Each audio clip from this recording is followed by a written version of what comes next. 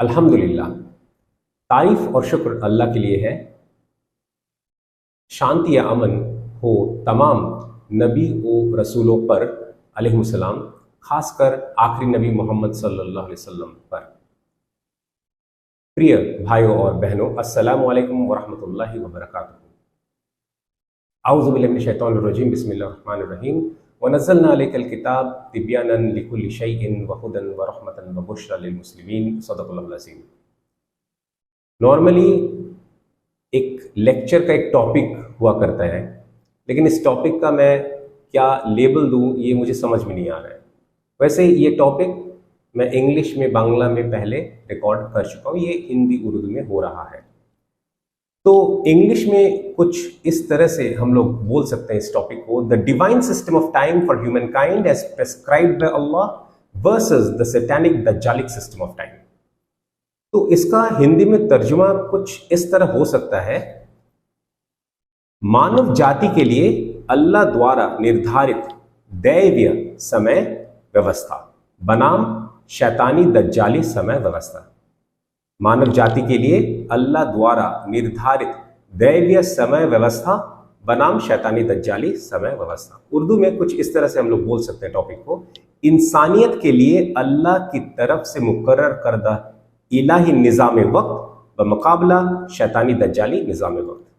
इंसानियत के लिए अल्लाह की तरफ से मुकर्रर करदा इलाही निज़ाम वक्त व मुकाबला शैतानी दज्जाली निज़ाम वक्त। या तो इस टॉपिक को हम लोग कुछ इस तरह से भी बोल सकते हैं, the ideal daily schedule of a human, यानी एक मनुष्य का आदर्श दैनिक समय सारिणी। या हिंदी में या उर्दू में कुछ इस तरह से हम लोग बोल सकते हैं, एक इंसान का मिसाली रोजाना का निज़ाम वक्त। ठीक है, तो the ideal daily schedule of a human. और एक बार मैं आप लोगों को बता देना चाहता हूं, हिंदी में एक मनुष्य का आदर्श दैनिक समय सारिणी, और उर्दू में एक इंसान का मिसाली रोजाना का निज़ाम वक्त। यानी कि हर दिन जो हम लोग ये समय बिताते हैं, ये किस तरह से बिताना चाहिए। इतना महत्वपूर्ण टॉपिक, लेकिन इस पर हम लोग कोई आलोचना नहीं सुनते, कोई किताब हमारे पास इस सब्जेक्ट पर, टॉपिक पर है ही नहीं।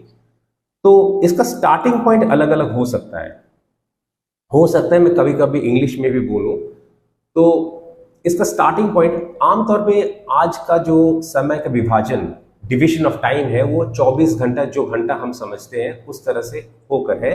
तो इसमें आप देखें करीब 8 घंटा सोने के लिए, रेस्ट के लिए, 8 घंटा काम के लिए, और 8 घंटा बाकी जो बचा उसमें सब कुछ हम लोग फिट करने की कोशिश करते हैं। इस तरह से नॉर्मल जो डिवीजन ऑफ टाइम है, समय वक्त का जो विभाजन है या तोड़ है, वो इस तरह से कुछ देखा जा सकता है।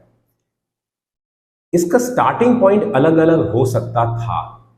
या तो स्लीप, जो हम लोग रात में सोते हैं, वो हो सकता था, या तो सलाह हो सकता है, यानी कि जो हिंदी उर्दू में नमाज या नमाज बोला जाता है, लेकिन वो मैं पसंद नहीं करता। इस पर मैं पहले वीडियो बना चुका हूँ, आप देख लीजिए। तो मैं सलाह बोलूँगा, प्रेयर, है ना। या तो काम कितना घंटा होना चाहिए, वो टाइमिंग क्या होना चाहिए, ये इस पे हम लोग बात कर सकते हैं, स्टार्टिंग पॉइंट ले सकते हैं। फूड हैबिट, खाना कब खाना चाहिए, इस पे भी हम लोग को बातचीत करना चाहिए, लेकिन हम लोग बातचीत सुनते नहीं है। और इसके अलावा ये 4 तो मैंने बता दिया, सलाह, फिर आराम, रेस्ट, स्लीप, और फिर हो गया खाना, फिर हो गया काम। इसके अलावा बाकी कुछ भी हो सकता है जो हम लोग फिट करेंगे बाकी समय पर। तो हम लोग स्टार्ट करते हैं सोलह टाइम के साथ, क्योंकि ये सबसे आसान है और सबको समझ में भी आता है। 5 वक्त है, फजर, ज़ोहर, असर, मगरिब, इशा। और जाहिर सा बात है हर दिन सोलह का टाइमिंग जो है वो अलग अलग होता है। लेकिन मैं क्या करूँगा, मैं कोलकाता के टाइम के बेसिस पर मैं शेड्यूल बनाऊंगा। तो हो सकता है लोकल टाइम के बेसिस पर आपका कुछ हेर फेर हो, लेकिन ज़्यादा नहीं होगा। फायदा क्या होगा इस लेक्चर से, आपको पता चलेगा कब क्या करना है जो हमें मालूम नहीं है। आपको अगर अभी लग भी रहा है कि आपको मालूम है, आप आखिर तक ये लेक्चर देखिए, आपको पता चल जाएगा आपको मालूम ही नहीं है। या अक्सर लोग हो, या तो मैं तो कह सकता हूँ किसी को भी मालूम नहीं आज के दिन में। मैं ये नहीं कह रहा हूँ कभी भी नहीं मालूम था, डेफिनेटली मालूम था। मोहम्मद सल्लल्लाहु अलैहि वसल्लम को मालूम था, सहाबा को मालूम होना ही था, क्योंकि वो देखे थे मोहम्मद सल्लल्लाहु अलैहि वसल्लम को। और उनसे पहले हर नबी को मालूम, डेफिनेटली हुआ होगा, है ना। तो आज के दौर में मेरे ख्याल से किसी को भी पता नहीं है, ये दुर्भाग्य का विषय है, लेकिन ऐसा ही है। तो आप देखते रहिए, आपको पता चल जाएगा। तो सोलह टाइमिंग मैं फजर से शुरू करता हूं। फजर का वक्त हो गया। अच्छा, हर सोलह का टाइमिंग के लिए हम लोग 24 मिनट मुकर्रर करेंगे, ठीक है, अलॉट करेंगे। और आपको भी पता है, मुझे भी पता है, हम सबको पता है कि 24 मिनट तो सलाह के लिए हम लोग नहीं एलोकेट करते हैं, यानी कुछ कम करते हैं, तो बाकी फ्री टाइम हमें ज़्यादा मिलेगा। लेकिन मैं इसलिए एलोकेट करना चाहता हूँ, मैं आपको दिखाना चाहता हूँ। आप जो बोलते हैं मेरे पास टाइम नहीं है, फ्री टाइम नहीं है, आपको दिखाना चाहता, आप अगर अल्लाह द्वारा जो निर्धारित समय व्यवस्था था उसको फॉलो करते तो कितना ज़्यादा फ्री टाइम आपके पास होता। ये आपके सोच से भी बाहर है, वही मैं प्रूव करूंगा इंशाल्लाह। तो फजर का वक्त सबसे पहले, फजर का वक्त सबसे पहले शुरू होता है कब और सबसे आखिर में शुरू होता है कब, ये जानना जरूरी है। फजर का वक्त सबसे पहले शुरू होता है कब और आखिर में शुरू होता है कब, क्योंकि फजर का वक्त हर दिन हेर फेर होता है, सबको पता है ही। तो सबसे पहले शुरू होता है 3:26 को, कोलकाता का टाइम मैं बोल रहा हूँ, बाद में मत बोलिए कि ये कहाँ मैच नहीं हो रहा है। मैच होगा कैसे, अलग अलग शहर पे, अलग अलग जगह पर अलग अलग टाइमिंग होगा, लेकिन ये जो ओवरऑल स्कीम ऑफ थिंग्स है वो मोटा मोटी एक जैसा रहना चाहिए। तो 3:26 से हम लोग 3:50 ये फजर का वक्त हो गया सबसे पहले। ये मैं इसलिए कर रहा हूँ क्योंकि सोने के बाद जब आप उठते हैं, इसके बेसिस पे उठेंगे, तो जब फजर का वक्त और लेट करके होगा और देर करके होगा तब आपको स्लीप ज्यादा मिलेगा, है कि नहीं। इसलिए अर्लीस्ट टाइम मैंने पकड़ा है, ठीक है। जोहर का वक्त ये कोई दिमाग लगाने वाली चीज था ही नहीं, 12 नून, दोपहर 12 बजे जोहर का वक्त है। असर का वक्त कोलकाता में जैसे लेटेस्ट शुरू होता है 3:11, ठीक है, इन द आफ्टरनून 3:11 PM। तो जोहर मान लीजिए 12 से 12:24 मिनट हम लोग एलोकेट करके रखेंगे। अभी असर का वक्त हो गया 3:11 से लेके 3:35 तक, 24 मिनट। 24 मिनट आपको लगता नहीं, लेकिन मैं एलोकेट करके रख रहा हूँ। एलोकेट ज्यादा इसलिए कर रहा हूँ ताकि बाकी चीजों के लिए टाइम कम मिले, लेकिन फिर भी मैं दिखाऊंगा सब चीज के लिए आपके पास टाइम ज्यादा है, ना कि कम, ठीक है। तो असर का वक्त हम लोग लेटेस्ट पकड़े हैं, ठीक है, असर का वक्त लेटेस्ट पकड़े हैं।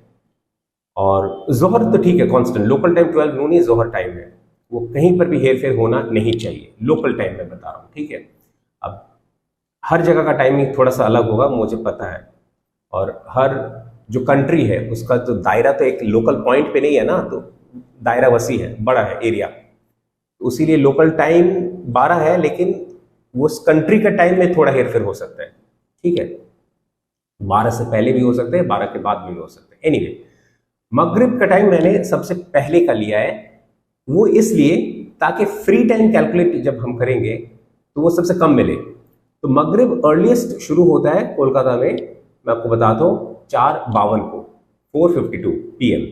वहां से 15:16 यानी कि 5:16 PM शाम के वक्त वो मगरिब का टाइम हम लोग अलॉट करेंगे। और इशा के टाइम कोलकाता में लेटेस्ट होता है 7:52 PM।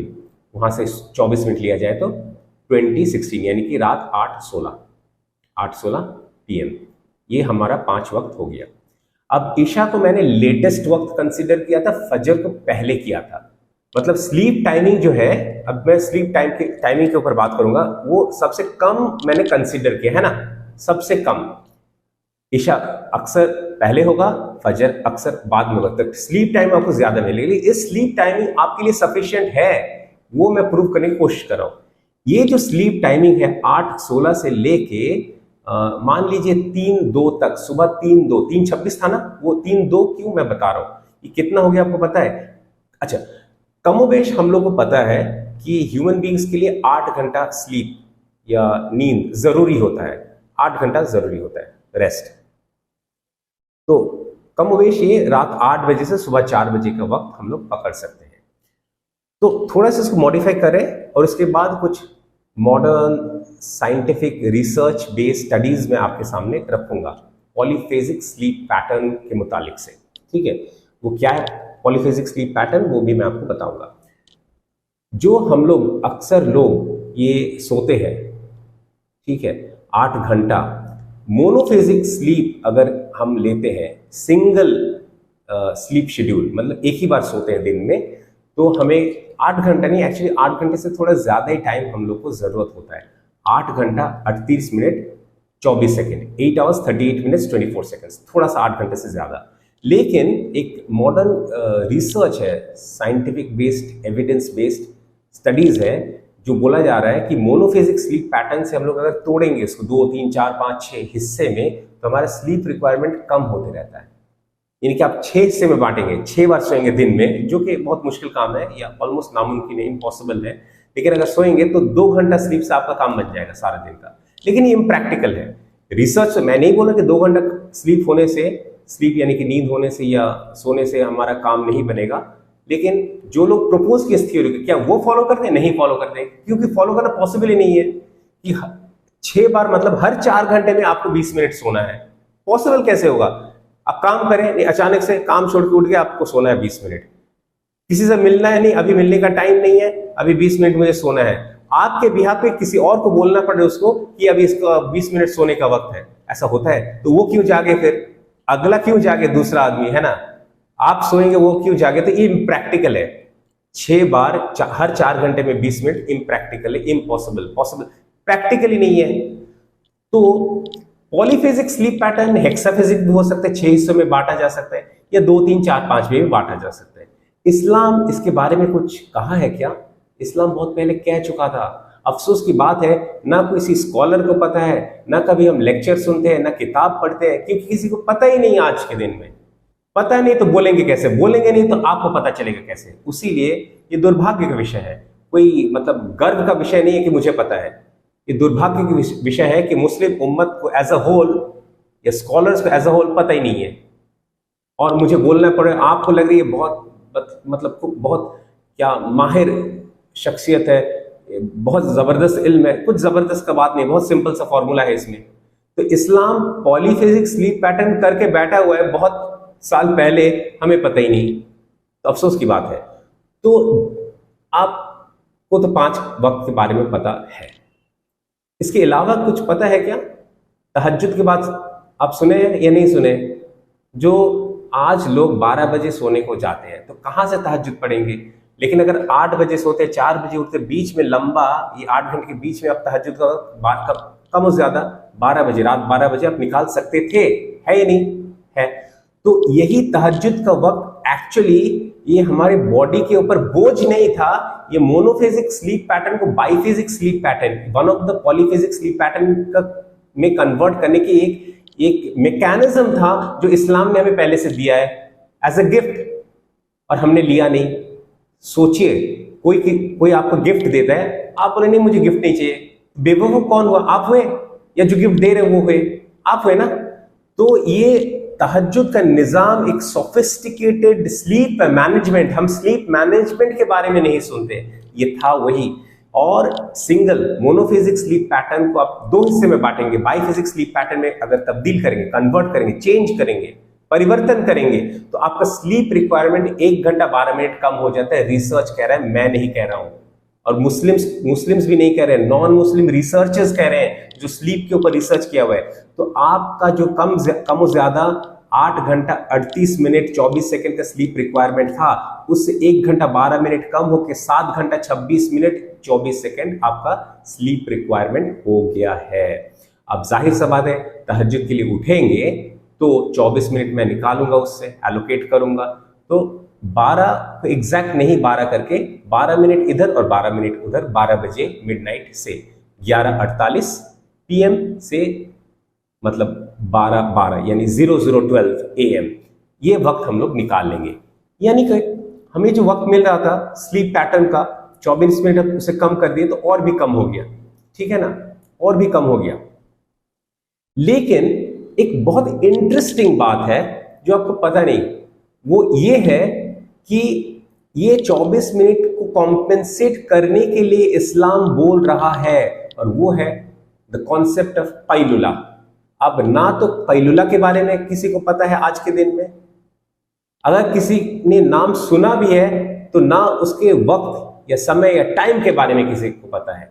और जाहिर सा बात है, जब कैलुला का वक्त होना है उस टाइम पे अगर आप स्लीप नहीं करेंगे तो आपके एनर्जी लेवल बजाय बढ़ने के कम हो जाएगा, और ऐसा ही हो रहा है। तो ये तीनों मिला के यानी कि 8-16 से 11-48, फिर 12-12 से 3-2 क्यों मैं बता रहा हूं, ये आप जोड़ेंगे और उसके साथ 24 मिनट कैलुला का जोड़ेंगे तो पता है, तो अभी क्या हो गया, अभी बाइफेजिक भी नहीं रहा, ट्राइफेजिक हो गया ना स्लीप पैटर्न। 3 हिस्से में आप सो रहे हैं, एक रात में करीब करीब 8 बजे से यानी कि 8-16 से तहज्जुद 12 बजे तक यानी कि 11-48 तक एक वक्त हो गया। दूसरा आ गया आपका 12-12 से 3-2, दूसरा आ गया, तीसरा आ गया दिन के वक्त 24 मिनट। तीनों मिला के तो जब बाइफेजिक से ट्राइफेजिक कन्वर्ट हो रहा है, दोनों पॉलीफेजिक है, तो आपका स्लीप रिक्वायरमेंट फर्दर 1 घंटा 12 मिनट कम हो रहा है। यानी कि अभी 7 घंटा जो हमने कैलकुलेट किया था 26 मिनट 24 सेकेंड, वो भी अभी जरूरत नहीं है, आपका रिक्वायरमेंट उतना नहीं है, आपका रिक्वायरमेंट कम होकर अभी और फर्दर 1 घंटा 12 मिनट कम हो चुका है। यानी कि आपका 6 घंटा 14 मिनट 24 सेकेंड, 6 घंटा 14 मिनट 24 सेकेंड सफिशियंट है। और ये तीनों टाइम को आप जोड़ेंगे तो आपको स्लीप टोटल मिल रहा है कितना, मैं बता दे रहा हूं, आपको स्लीप टोटल मिल रहा है 6 घंटा 46 मिनट। आपको चाहिए कितना, 6 घंटा 14 मिनट 24 सेकेंड, आपको मिल रहा है कितना, 6 घंटा 46 मिनट, यानी कि 31 मिनट 36 सेकेंड, कम हो ज्यादा 31-32 मिनट ज्यादा आपको स्लीप मिल रहा है जो रिक्वायरमेंट है उससे। और ये हमने कहां से निकाला है, 3 घंटा 32 मिनट प्लस 2 घंटा 50 मिनट प्लस 24 मिनट, आप हिसाब जोड़ लीजिएगा। ठीक है, ये तो मैंने बता दिया पॉलीफेजिक स्लीप पैटर्न का बेनिफिट, और वो कैलुला वक्त मैं डेफिनेटली बताऊंगा। उससे पहले मैं एक और चीज आपको बता दूं, तो अभी तक हमने 2 चीजें कवर किया है। क्या क्या कवर किया, सोलर टाइमिंग हमने कवर किया और स्लीप टाइमिंग हमने कवर किया। अब स्लीप और फूड भी इंटर रिलेटेड है, वो भी मैं आपको बता देता हूं। अब फूड के बारे में लोगों को पता नहीं कब खाना होता है, पता ही नहीं। तो नॉर्मली हम लोग इंग्लिश टर्म से बहुत ज्यादा फेमिलियर है, जो हम लोग इंग्लिश में बात करते हैं या बांग्ला, हिंदी, उर्दू या अलग अलग लैंग्वेजेस में बात करते हैं, वो भी इंग्लिश टर्म से फूड का टाइमिंग अभी रिलेट कर पाते हैं। मिसाल के तौर पे मैं बताता हूँ आपको, ब्रेकफास्ट, अब ब्रेकफास्ट को ब्रेकफास्ट बोलते हैं, दूसरा कुछ बोलते हैं, ब्रेकफास्ट बोलते हैं, फिर लंच, फिर आपका आ गया स्नैक, फिर आपका आ गया सपर। अब आप सोचेंगे हम तो डिनर बोलते हैं रात के खाना को या भोजन को, तो ये सपर कहाँ से गए, उसका नाम सपर है, डिनर नाम नहीं है, डिनर कुछ और चीज है, ये मैं बताता हूँ। तो 4 वक्त मैं आपको 4 वक्त दूंगा, ये 5 वक्त दूंगा, लेकिन नाम आपको पता है ना, वक्त आपको पता है। ये ब्रेकफास्ट आमतौर पे लोग कब लेते हैं, सुबह उठते हैं सनराइज के बाद, है ना, सनराइज के बाद उठते फिर खाते हैं। लेकिन इसका टाइमिंग क्या होना चाहिए आपको पता है, सुबह खाने का वक्त आपको दिमाग में कुछ जहन में आ रहा है, रमजान मंथ के बारे में सोचिए। आप खाना खाते हैं नहीं खाते, कब खाते हैं, फजर से पहले खाते हैं। सुहूर उसका नाम है, टेक्निकल टर्म है, लेकिन टेक्निकली वो ब्रेकफास्ट है दूसरे दिन में, है ना। वो ब्रेकफास्ट के लिए मैंने 24 मिनट एलोकेट किया था, 3-2 से 3:26। अभी समझ में आया, फजर 3:26 पे है अर्लीस्ट टाइम, तो मैंने ब्रेकफास्ट के लिए एलोकेट करके रखा था वो टाइम। तो टेक्निकली हम लोग रमजान में सुहूर बोलते हैं, अदरवाइज हम लोग ब्रेकफास्ट बोल सकते, कुछ प्रॉब्लम नहीं है, टर्म से कुछ लेना देना नहीं है। लेकिन ब्रेकफास्ट का टाइमिंग फजर से पहले, और ये क्यों है, साइंटिफिकली है क्यों, हेल्थ रिलेटेड, मेडिकल रिलेटेड, ये क्यों है, इसलिए कि आप, बोला जाता है ना, have breakfast like a king, राजा की तरह सुबह का नाश्ता या भोजन करो, क्योंकि पूरा दिन का आपका एनर्जाइज रहता है, एनर्जी का सोर्स वो बने रहता है। तो ब्रेकफास्ट के लिए हम लोग 3-2 पे हमारा नींद कंप्लीट करके उठ जाना चाहिए था, वो मैं आपको बताया था स्लीप कैलकुलेशन के टाइमिंग है। ठीक है, तो ये तो हो गया पहला खाना। अब लंच खाते हैं लोग आज के दिन में जोहर के बाद, जोहर पढ़ते हैं लेट करके, यानी कोई 1 बजे, कोई 2 बजे, और कोई बहुत ज्यादा ताखिर करता है, लेट करता है, तो 3-4 बजे भी लंच खाते हैं। ये लंच खाने का कोई टाइम हुआ, नेचुरली आपका बॉडी पूरा तबाह बर्बाद हो जाएगा, मेस्ड अप हो जाएगा, आपका सर्कैडियन रिदम, बायोलॉजिकल क्लॉक पूरा मेस्ड अप हो जाएगा। तो ऐसा होना नहीं चाहिए। तो लंच का टाइम, वैसे लंच का टाइम अरबी में गदा बोला जाता है, और वो गदा, ये जो शब्द है, ये लफ्ज जो है, ये कुरान में आया है, हत्ता के सूरह कहफ में भी आया है। और आप लोग मेरे सूरह कहफ की सीरीज देख चुके हैं, इंग्लिश में, बांग्ला में, हिंदी उर्दू में आने वाला है। तो गदा लंच है, उसका टाइमिंग पता है, टाइमिंग है जोहर से पहले, तो लंच खाने का टाइम है जोहर से पहले, लेकिन अक्सर लोग, अक्सर नहीं 100% मैं तो बोल सकता हूं, वो लोग लेते हैं जोहर के बाद। तो पूरा बॉडी का मैकेनिज्म गड़बड़ हो जा रहा है। तो लंच का एक्चुअल टाइमिंग है 11-12, दोपहर 11-12 बजे। इतना ऐसा क्यों, ये मैं आपको बाद में समझाता हूं। मैं जब ये बांग्ला में रिकॉर्डिंग कर रहा था, तो आज जैसे मेरे कुछ स्टूडेंट्स बोल लीजिए, साथी बोल लीजिए, दोस्त बोल लीजिए, फ्रेंड बोल लीजिए, एसोसिएट्स बोल लीजिए, जो भी बोल लीजिए, मेरे सामने बैठे और वो सुन रहे लेक्चर को। तो बांग्ला के दिन एक मतलब स्टूडेंट ने मुझे बताया, एसोसिएट ने मुझे बताया कि अरे इसका मिसाल तो आज भी पाया जाता है। मेरे दिमाग में भी नहीं आया था। बोले ये टेस्ट क्रिकेट जो होता है ना, क्रिकेट आप लोग देखते हैं, इंडिया में तो देखते हैं सब लोग, मतलब पता है वो लंच कब लेते हैं, 11:30 के करीब। क्यों लेते हैं, नून टाइम के बाद क्यों नहीं लेते हैं? ये प्रीसीडेंट है। ब्रिटेन में उन लोगों को पता था लंच का वक्त यही है, टाइम यही है, लेकिन आज किसी को पता नहीं है। तो लंच का वक्त वो 11:30 भी नहीं होती, 11-12 होना चाहिए। 11-12 से 11:36 हम लोग 24 मिनट लंच के लिए भी एलोकेट कर रहे हैं। फिर आ जाए आपका मेन मील पर, उसके बाद हम लोग वापस आएंगे स्नैक पर, क्योंकि स्नैक इतना जरूरी नहीं होता है। तो ये जो रात का खाना, इसका नाम पता है आप लोगों को? नाम पता नहीं है। इसका नाम है आशा। ईशा सुने है ना, ईशा, तो आशा रूट वर्ड भी सेम है, यानी कि ईशा के वक्त, ईशा का सलाह के पहले खाने वाला खाने का नाम आशा। और ये खाना चाहिए मगरिब और ईशा के बीच में। सोचिए, ईशा खाना है, खाना पकेगा कब? मगरिब से पहले।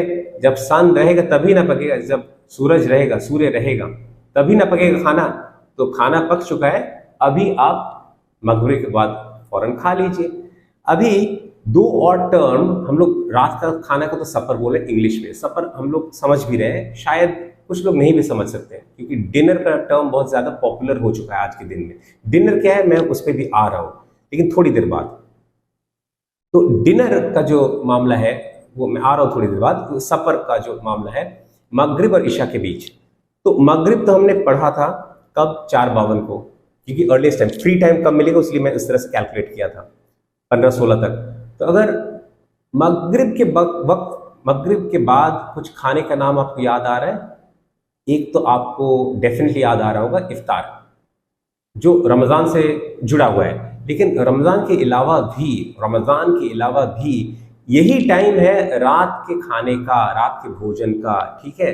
तो तब हम लोग इफ्तार नहीं बोले, कि इफ्तार का टेक्निकल मीनिंग है ब्रेकफास्ट, क्योंकि रमजान में हम लोग दिन में फास्टिंग करते हैं और आमतौर पर रात में फास्टिंग के बाद हम लोग उठते हैं। तो जो सुहूर है वो एक्चुअली ब्रेकफास्ट है ना? तो टर्म्स पे मत जाइए, आप खाने के टाइमिंग पे जाइए, ठीक है? तो इफ्तार 15-16 से 15:40, कोई 24 मिनट नहीं खाता है। और फिर आशा 15:40 से 6-4 तक और 24 मिनट। आमतौर पे 2 बार नहीं खाना चाहिए, एक ही बार खाना चाहिए। तो 48 मिनट नहीं चाहिए। मैं एलोकेट इसलिए कर रहा हूं ताकि आपको दिखा सकूं कि हर चीज में हम लोग ने टाइम ज्यादा एलोकेट करने के बाद भी इतना फ्री टाइम हमें हर दिन में मिल रहा है। तो उसमें से टाइम अगर कम होते रहेगा, खाने के टाइम में से, सलाह के टाइम में से, अब मैं आपको ये उपदेश नहीं दे रहा हूं कि सलाह का टाइम आप कम करें, लेकिन आपको भी पता है आप 24 मिनट नहीं देते हैं सलाह के वक्त, हर वक्त, है ना? तो यहां से टाइम जब बचेगा तो फ्री टाइम हमें ज्यादा मिलेगा। और फ्री टाइम अभी इतना ज्यादा एलोकेट करने के बाद भी कितना मिल रहा है मैं आपको बताऊंगा। तो इफ्तार और आशा तो 2 अलग अलग खाना होना ही नहीं चाहिए, एक ही खाना होना चाहिए। यहां तक कि रमजान में भी एक ही खाना होना चाहिए, 2 बार नहीं, 2 बार 3 बार खाते रह रहे सारा रात, फिर सारा दिन सोते रह रहे, तो मजा ही मजा है। फिर ये क्या डिफिकल्टी है? कुछ डिफिकल्टी हुआ ही नहीं, फिर आसान रह गया। तो ये कोई पर्पस ही सर्व नहीं करता है, स्पिरिचुअल वेलबींग का कोई सर्व ही नहीं करता पर्पस। तो एनीवे, तो 5 खाने में से 4 मैं आपको बता चुका हूं। 4 में तो एक्चुअली इफ्तार और आशा 2 अलग होना भी नहीं चाहिए। अभी स्नैक पे आ जाइए। स्नैक एक्चुअली उतना जरूरी होता नहीं है ह्यूमन बींग्स के लिए।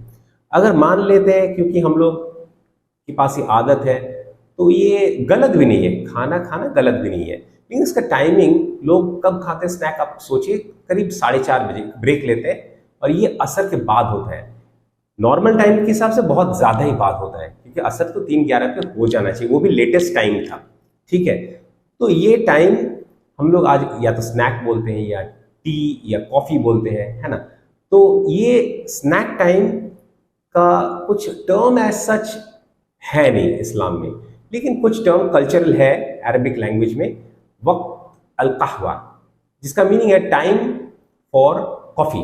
कहवा मीन्स कॉफी, यानी कि कॉफी ब्रेक या कॉफी टाइम, इस तरह से बोल सकते हो, वही स्नैक टाइम हो गया। तो आप वो इमीडिएटली आफ्टर असर वो 3:35 से लेके 3:59 तक आप एलोकेट कर सकते हैं। तो 5 वक्त मैंने एलोकेट करवा दिया आपको खाने का, ठीक है। और 24 मिनट से ये 2 घंटा होता है, लेकिन 2 घंटा खाने में आप लोग एलोकेट नहीं करते, ना कि 5 बार होना चाहिए। ये आपको समझ में आ गया। तो ब्रेकफास्ट हो गया, जो सुहूर का इक्विवेलेंट है फजर से पहले। फिर सारा दिन काम करने के बाद, ये मैंने आपको बताया नहीं वर्क शेड्यूल, सारा दिन काम करने के बाद फिर आप वो लंच कर रहे हैं, तो फिर से थकान आपका दूर हो रहा है। ये सारा दिन, क्योंकि वर्क रिलेटेड डिस्कशन भी आ चुका है, ये भी मुझे बता देना चाहिए। एक्चुअली आज का जो वर्क शेड्यूल है कितना मेस्ड अप है, कितना बर्बाद है, मैं बताता हूं आपको। लोग काम शुरू करते अक्सर और बेशतर, ज्यादातर लोग 11 बजे से, कोई 8-10 बजे भी शुरू करता है, मुझे पता है 11 बजे से। तो 8 घंटा काम अगर करना है तो रात के 7 बज जाते हैं। कोई 9 घंटा 10 घंटा भी काम करते हैं तो 8-9 बज जाता है। ईशा का वक्त चला गया ऑलरेडी, ईशा उससे पहले हो चुका है टाइम के हिसाब से। वो अभी ऑफिस में है, अभी वो ऑफिस से निकलेगा, कब घर आएगा, कब खाना खाएगा, कब सोएगा, कब तहज्जुद के लिए उठेगा, कब उसका monophasic sleep pattern biphasic sleep pattern में तब्दील होने का चांस उसको कब मिलेगा। मिलेगा नहीं तो बेनिफिट्स नहीं मिलेगा। जो पॉलीफेजिक स्लीप पैटर्न का जो बेनिफिट्स उसको नहीं मिलेगा। हर दिन वो सुस्त रहेगा, हर दिन वो लेजी रहेगा। फिर ऑफिस में जाएगा 11 बजे तो कैलुला कैसे करेगा। तो सब कुछ रिलेटेड है। अब वर्क का डिस्कशन खत्म कर लिया जाए। वर्क का डिस्कशन करीब करीब फजर से लेके मोटा मोटी पहले हम डिफाइन करते हैं 4 बजे सुबह से 12 बजे दोपहर को, ये 8 घंटा आपको मिल रहे हैं। लेकिन हमारा टाइमिंग थोड़ा अलग था। तो फजर हमारा खत्म हो रहा है 3:50 को, ठीक है ना, 3:26 से 24 में 3:50। और अब हमने बोल दिया आपको कि लंच लेना है 11-12 बजे तक, तो 3:50 से 11-12 दोपहर को, ठीक है ना। इसमें आपको टाइम मिला है 7 घंटा 22 मिनट। आप बोलेंगे अच्छा 4 बजे थोड़ा पहले तो शुरू कर रहे हैं, लेकिन खत्म हम लोग काफी पहले कर रहे हैं, 48 मिनट पहले। तो ओवरऑल टाइम जो हमें मिल रहा है वो 7 घंटा 22 मिनट है, वो 8 घंटा नहीं हो रहा है। तो मैं कह रहा हूं कि अगर आप फोकस्ड एनर्जाइज्ड वर्क करेंगे तो 7 घंटा 22 मिनट सफिशिएंट होता है, 8 घंटा आपको जरूरत नहीं पड़ता है। जो लोग आज 8 घंटा काम करते हैं वो लेजी रहते हैं, सुस्त रहते हैं। वो दिन में कितने बार तो मतलब लंच ब्रेक और ये सब के अलावा भी उसको tea break, coffee break, smoking break, alcohol break, क्या क्या क्या नहीं चाहिए होता है। अल्कोहल ब्रेक छोड़िए, वो लोग लेते हैं हफ्ते में 1 दिन, शायद फ्राइडे को यूजुअली, बट ये लोग ब्रेक्स लेते रहते हैं। तो आप एनर्जाइज्ड रहेंगे, खाना खा चुके, फजर पढ़ चुके, आपका बॉडी एनर्जाइज्ड जोन में 7 घंटा 22 मिनट आपके लिए सफिशिएंट है। फिर आ रहे, फिर खाना के बॉडी रिप्लेनिश हो रहा है। इसके बाद आपको क्या करना पता है, पैलुला का टाइम है 11:36 से 12 बजे तक दोपहर को, यानी कि 24 मिनट। कैलुला का टाइम इससे ज्यादा नहीं होता है, कॉम्पेंसेट जो कहते हैं ज्यादा नहीं होता है। लोग क्या करते हैं, यानी कि जोहर से पहले आपका लंच और पैलुला दोनों कंप्लीट। लोग क्या करते हैं, आप खुद भी इस पे अटेस्ट करेंगे, खुद भी आपको पता ही है आपका शेड्यूल क्या है, आपको पता है, मुझे बोलने का जरूरत नहीं कि ज्यादातर लोग और आप भी लंच के बाद, जो मतलब ऑफिस में रहते वो बाकी सब, वो लंच के बाद ही, सॉरी जोहर के बाद जो ऑफिस में रहते हैं या जो घर में भी रहते हैं, जोहर के बाद ही वो लंच करते हैं, है कि नहीं। और जो घर पे रहते हैं वो फिर स्लीप उसके बाद करते हैं, सोते हैं उसके बाद।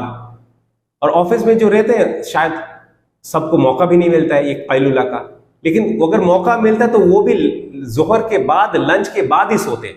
और इस वक्त अगर सोएंगे आप तो आपके एनर्जी लेवल रीजुविनेट होने के बजाय, री एनर्जाइज होने के बजाय आप और ड्रेन हो जाएगा, आपका ये एनर्जी लेवल बढ़ने के बजाय कम हो जाएगा। और इस वक्त अगर कोई सोता है, असर तक सोता है लंबा 24 मिनट नहीं, इससे आपका बॉडी मैकेनिज्म पूरा खराब और रात में आपको नींद नहीं आएगा, तबाह बर्बाद। तो ये हो गया आपका पैलुला का टाइम। तो आप ब्यूटीफुल पैटर्न देखिए, आपका वर्क के बाद फिर से बॉडी को रिजुविनेट करने के लिए लंच भी हो गया, उसके बाद आपका थोड़ा रेस्ट भी हो गया, फिर आप जोहर पढ़ रहे, जोहर से लेके ईशा तक पूरा आपका फ्री टाइम। इतना फ्री टाइम आपको कौन देगा, सिर्फ बताइए मुझे।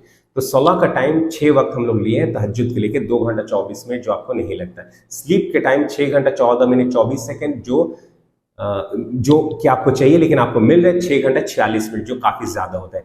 फूड का टाइम 2 घंटा मैंने एलोकेट किया है, लेकिन आपको उतना लगता नहीं है। वर्क के टाइम 7 घंटा 22 मिनट आपके लिए सफिशिएंट होता है। तो फ्री टाइम आपके लिए 24 घंटे में से इसको निकाल दीजिएगा, 16 स्लीप फूड वर्क, तो आपके पास बाकी रहता है 5 घंटा 28 मिनट। आज किसके पास 5 घंटा 28 मिनट का फ्री टाइम है, ये मुझे आप बताइए, किसके पास है 5 घंटा 28 मिनट? सब आप लोग बोलते हैं कि हाँ ये हमारे पास टाइम नहीं है, हमारे पास फ्री टाइम नहीं है। तो 5 घंटा 28 मिनट, और ये भी ज्यादा एलोकेट करने के बाद ऐसा हुआ है, ठीक है ना? तो इससे ज्यादा आपको फ्री टाइम मिल रहा है, तो टोटल टाइम 24 मिनट हो चुका है। तो आप देख सकते हैं कि ये हमने किस तरह से डिवाइड किया। तो लोगों को फ्री टाइम इसलिए नहीं मिल रहा है, लोगों को फ्री टाइम इसलिए नहीं मिल रहा है क्योंकि वो टाइम शेड्यूल फॉलो नहीं कर रहे हैं। टाइम शेड्यूल अगर फॉलो करते तो ऐसा नहीं होता है। तो जब काम खत्म करने का टाइम होता, वहां पर हम अगर काम करने का वक्त शुरू करेंगे तो कैसे हमारे डेली शेड्यूल चल पाएगा, आप ही बताइए।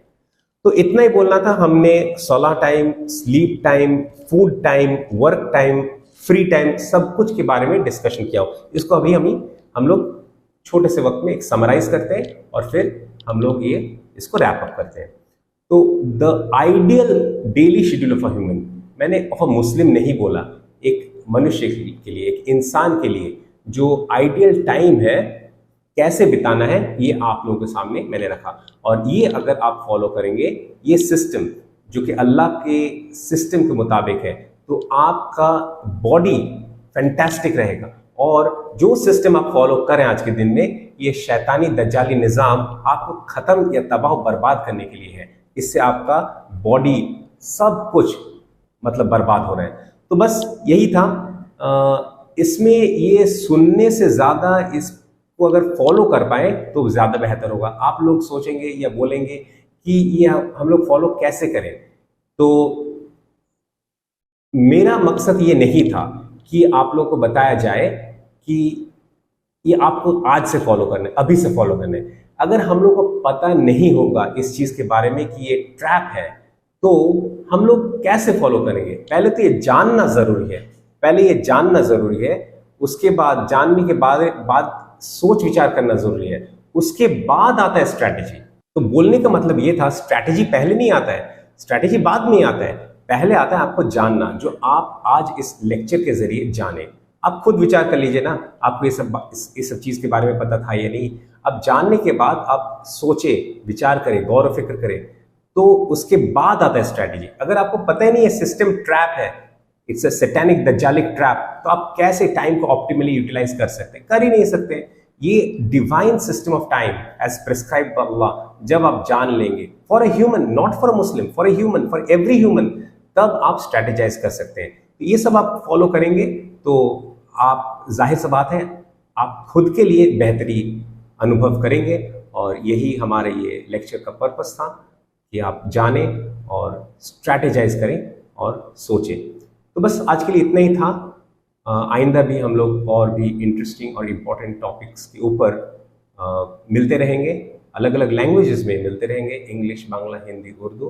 तो बस आज यहीं पर ख़त्म करते हैं। व आखिरु दावाना अनिल हम्दुलिल्लाहि रब्बिल आलमीन।